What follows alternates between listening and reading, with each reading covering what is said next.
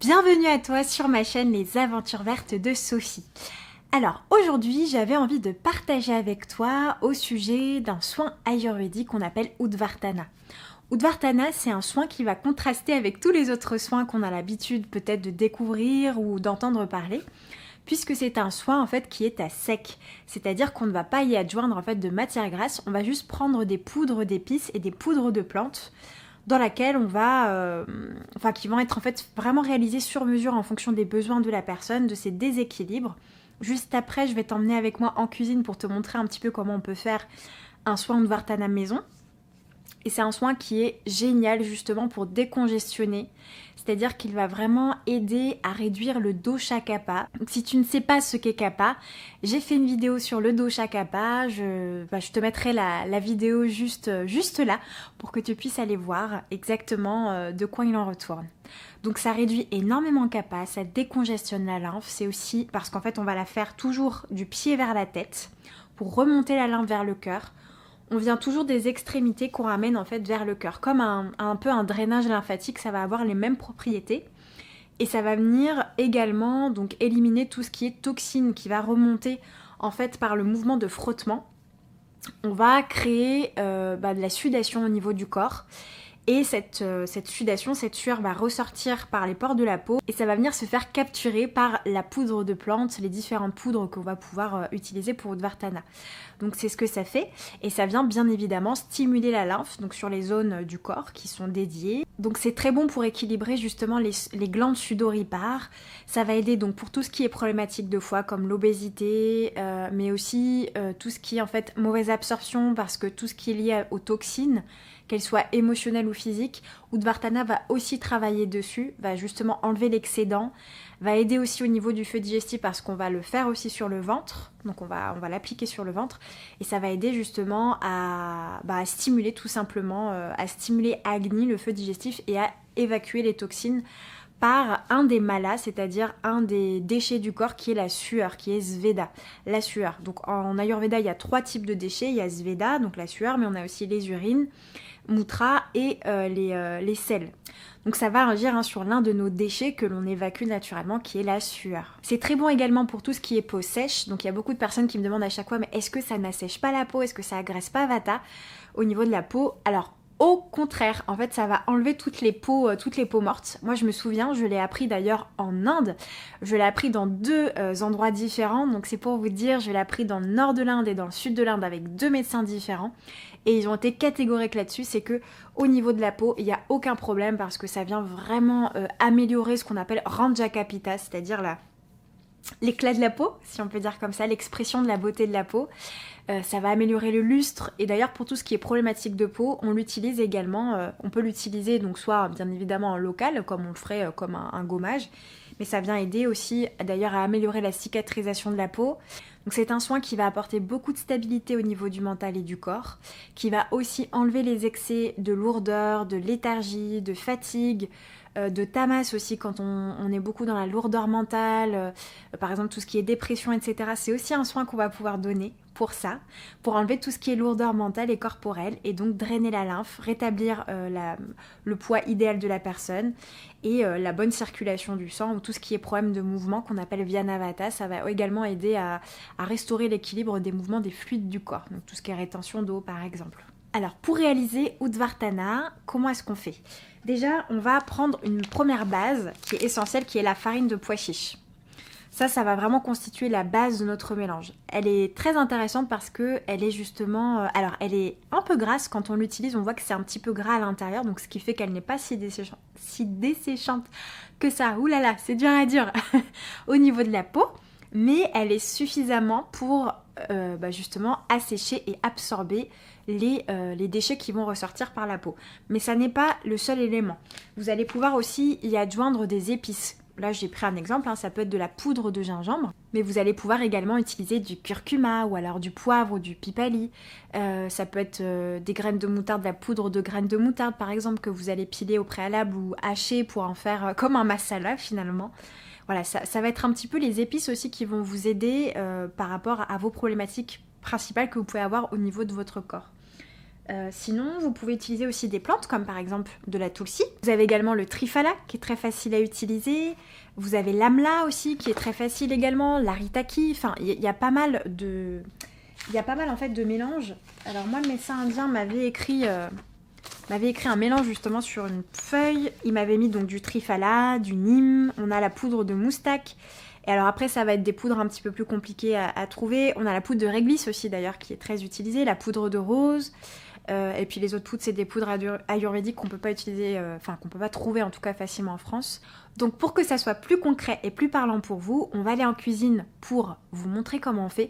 Parce qu'en fait, c'est pas une application juste textuelle de la poudre de plante en fait sur la peau. Il va falloir la faire réchauffer, la faire un petit peu frire à sec justement, pour enlever l'excès d'humidité qu'on ne veut surtout pas apporter à la peau. Je vous ai expliqué par exemple que la farine de pois chiche c'était un petit peu grasse, donc elle est un petit peu gorgée quand même en humidité.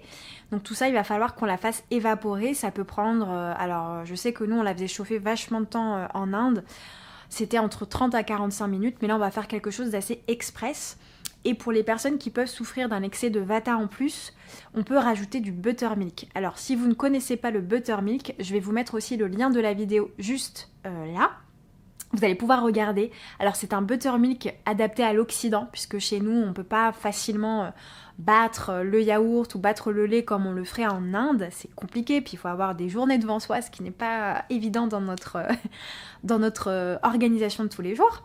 Donc là c'est vraiment un buttermilk que j'ai appris en France avec mon professeur en France, qui est vraiment adapté à l'Occident, qui est très facile à faire, en 3 minutes vous l'avez réalisé. Et ça vous allez pouvoir en fait va faire revenir toute votre poudre d'épices et de farine de pois chiche dans le buttermilk. Vous allez faire revenir en fait pendant à peu près 30 minutes pour que l'humidité du buttermilk puisse s'évaporer le plus possible, puisque l'objectif c'est d'avoir une poudre purifiée et surtout qui ne contient pas en fait d'humidité, puisque ce qu'on veut c'est quelque chose d'assez sec pour venir justement capturer les toxines du corps et faire bouger la lymphe, et pour ça il faut que la poudre elle soit la plus sèche possible. Donc je vous montre en cuisine et vous allez voir, c'est vraiment très simple. C'est parti! D'ailleurs, j'ai oublié de te dire que c'est un soin qui est très très bon pour la saison du printemps, mais tu pourras aussi l'utiliser pendant les autres saisons. Si tu as de la lourdeur, si tu as des toxines et que tu n'as pas de contre-indication au niveau de ce soin, comme une grosse augmentation de vata par contre, là tu pourras l'utiliser. Je pense notamment aux personnes très kapha ou qui peuvent aussi avoir des déséquilibres pitta. Mais Udvartana, ça peut aussi aider dans certains cas quand on a un déséquilibre vata. C'est un peu compliqué de tout expliquer dans les détails, mais il y a certaines en fait maladies ou déséquilibres qui vont avoir un mix en fait au niveau des doshas, et où vata va être impliqué bien sûr. Il est souvent d'ailleurs impliqué dans tous les déséquilibres parce que sans lui il ne peut pas y avoir de mouvement. Mais quand il est très impliqué, on va dire que c'est lui qui est majoritaire.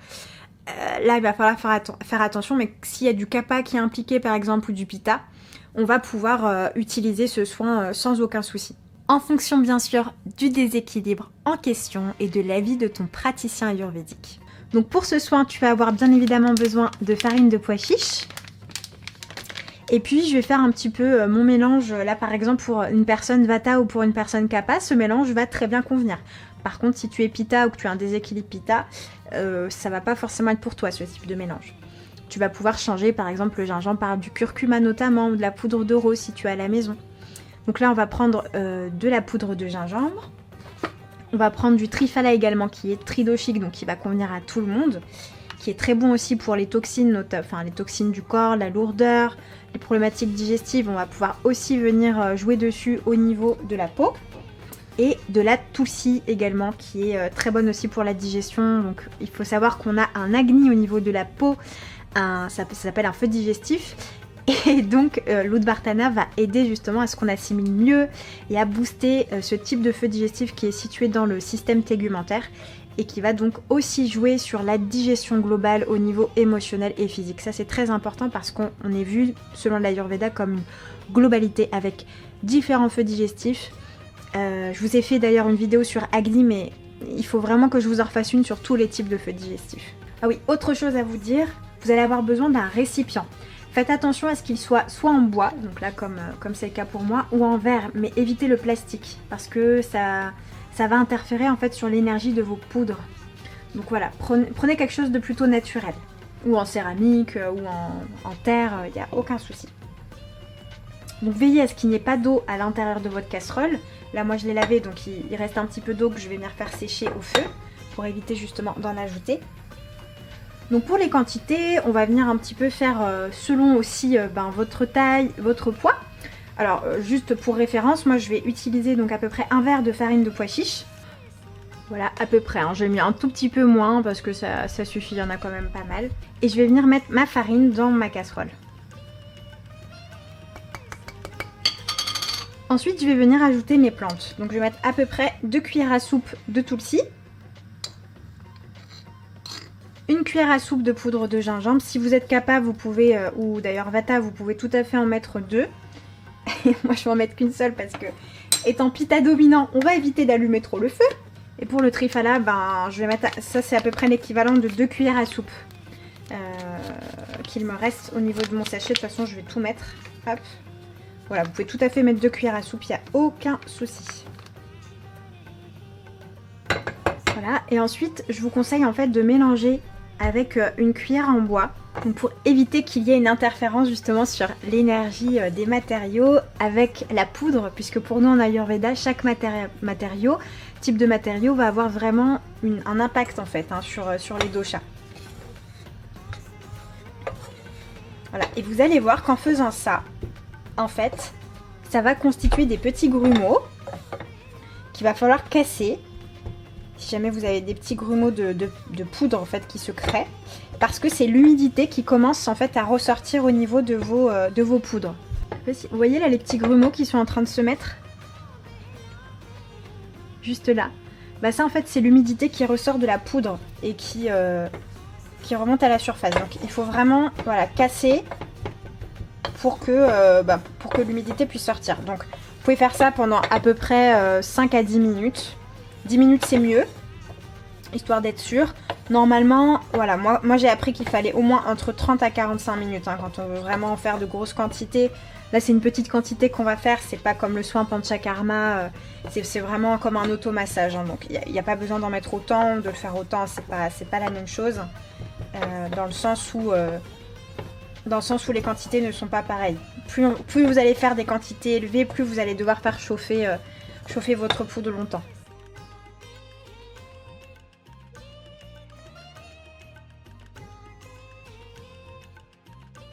Alors maintenant au niveau de l'application, c'est très important de l'appliquer toujours chaude, la poudre. Ça c'est quelque chose que l'on voit parfois, il ne faut pas l'appliquer froide en fait. Parce que c'est la chaleur qui va aider aussi à ouvrir les canaux et à stimuler les glandes sudoripares. Donc la chaleur de la poudre, là, ma poudre elle est bien chaude là et c'est exactement la bonne température qu'il faut pour pouvoir l'appliquer sur la peau.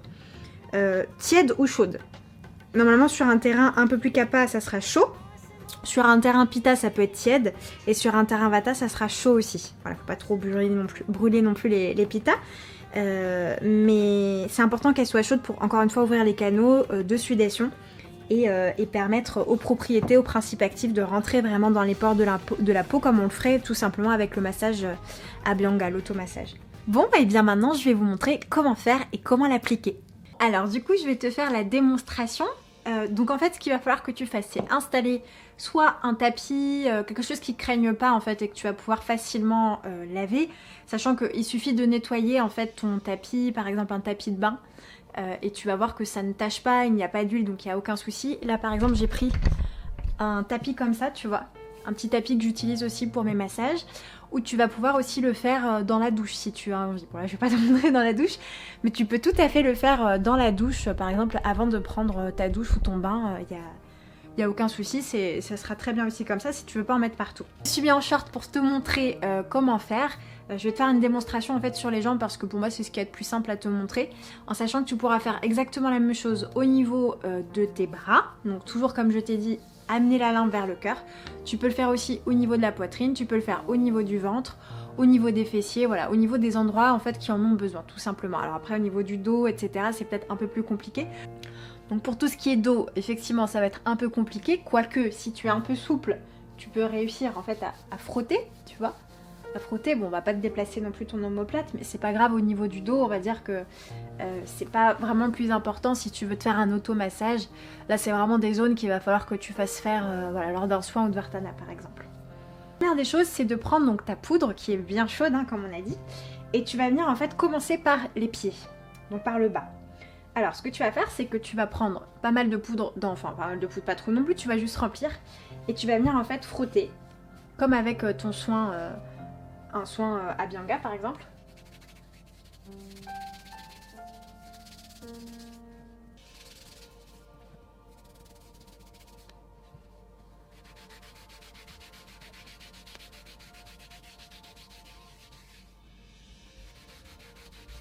N'hésite pas à insister en fait dans ces endroits-là parce que là tu as toutes les glandes lymphatiques qui sont positionnées ici. Donc il faut vraiment insister à cet endroit-là, notamment si tu souffres en fait de problèmes de rétention d'eau ou de lymphe ou de circulation sanguine qui n'est pas très bonne. Ici ça peut être un peu douloureux quand tu passes avec l'Udvartana, mais n'hésite pas notamment à forcer. Alors pour ça en fait ce que je fais c'est que j'applique mes mains comme ça, tu vas en superposer, et je viens appuyer avec le bout de cette main-là. Ce qui fait que ça frotte, mais je viens un peu plus appuyer au niveau du bout des doigts, comme ça me donne plus de force et ça vient vraiment drainer en fait ces glandes qui sont un petit peu douloureuses chez les personnes pour qui c'est congestionné. N'hésite pas à vraiment tenir tes membres en fait de part et d'autre, comme tu le ferais avec le Garshana par exemple, tu sais le gant en soie grège, c'est un peu une variante en fait de l'Udvartana, mais moi je préfère l'Udvartana. Et tu prends en fait vraiment tes membres comme ça et tu viens appuyer avec tes pectoraux pour venir vraiment drainer le sang au niveau du côté de tes membres. Tu vois, ça fait une peau de bébé tout lisse, ça n'assèche pas du tout la peau en fonction de ce que tu vas mettre dans tes poudres. Et puis si tu veux récupérer la poudre, ça peut être un peu compliqué. En fait, normalement, en Inde, on met des bâches en plastique pour pouvoir récupérer la poudre. Sinon, c'est compliqué. Moi, je la récupère pas personnellement, mais si tu veux la récupérer, tu peux faire ça. Tu peux mettre une bâche en plastique à la place de ce type de tapis-là, parce que là, comme tu peux voir, hein, ça rentre vraiment dans les fibres du tapis, donc on peut pas la récupérer. Voilà, donc je n'ai pas fait tout le massage parce que je pense que vous avez compris un petit peu le principe.